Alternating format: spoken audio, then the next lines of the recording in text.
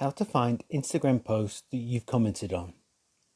In this video, I'm going to show you a quick way for you to be able to view all of the comments that you've made and all of the posts that you've made comments on Instagram. Okay, straight into it. First, what you need to do is open up the Instagram app.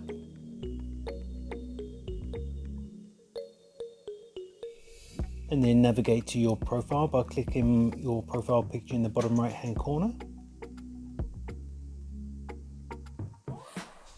Then at the top, click on the three horizontal lines.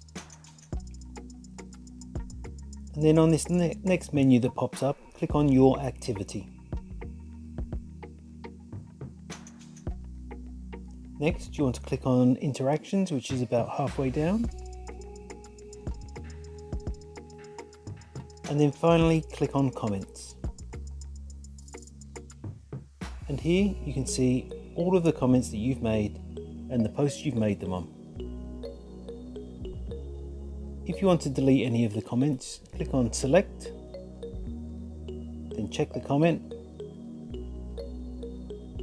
and then click on delete at the bottom of the screen.